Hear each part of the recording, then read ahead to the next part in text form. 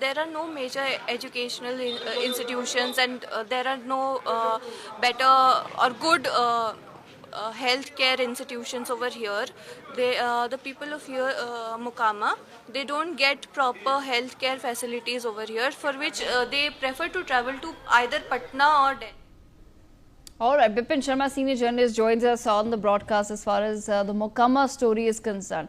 Bipin Sharma, statistically speaking and historically speaking, I've tried to give a brief background of what Mokama is all about. It's pretty shocking that someone with multiple criminal cases continues to hold on to that seat, but somewhere I feel we've really normalized it in states like Bihar, Uttar Pradesh, even for that matter West Bengal, where it's okay for someone, for these bahubalis, for these strong men to keep holding on to political power, and somewhere political parties that continue to promise change will not let go of these men because they have, it seems, absolutely zero control in some parts of the states that they are ruling.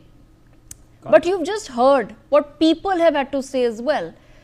Interestingly, the first person who spoke, she literally said that when all contenders are the same, what are we voting for?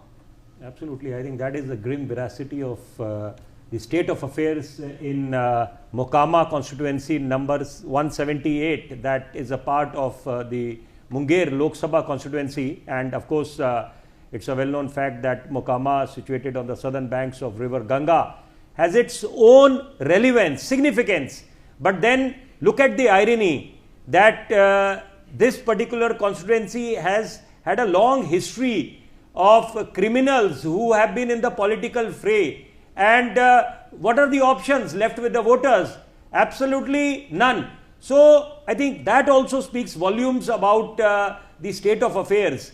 But then there are plethora of issues which plague the Mokama constituency. And there is no denying the fact, Devika, that Bahubalis till date reign supreme in Bihar, irrespective of the claims that the politicians make during the election rallies. They try to assure the voters that law and order would be quite robust. But then when we look at all those Bahubalis who are contesting elections, and Bihar, as a matter of fact, has had a long history of Bahubalis in the political arena. Anand Kumar Singh is one prime example, who is contesting the elections from Mokama, but then Anand Mohan Singh, Prabhunath Singh, and then in the earlier times we had Shabuddin and Pappu Yadav, Rajan, so many of them, Munna Shukla, not to forget. So, and just look at the charges against them: kidnapping, murder, assault, arms cases, extortion. So quite grave charges. And then, so what does a voter conclude? A voter today in the 21st century duly understands that it is not possible without the political patronage.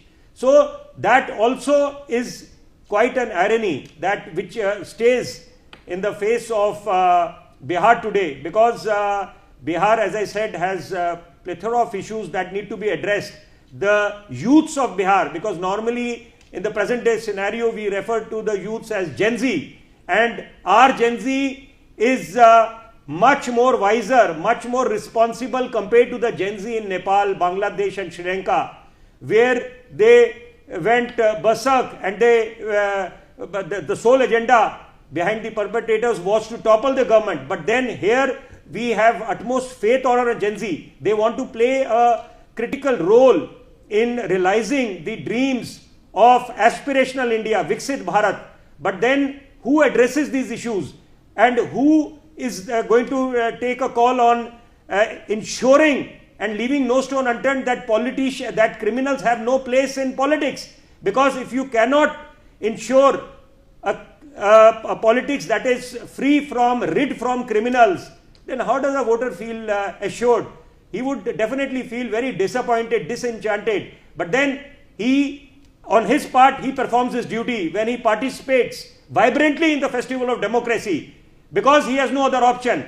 But then I think a thought needs to go in the direction of cleansing, because we are talking about cleansing the system. That is why this new reform of SIR was introduced.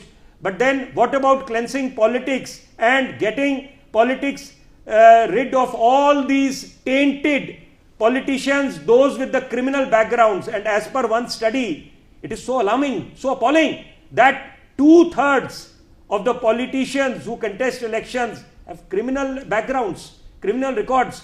So I think that is a very, very grave issue, and something must be done. It's now or never situation. Right, absolutely. Bipin Sharma, thank you so much for joining us on NewsX Deep Dive with that perspective.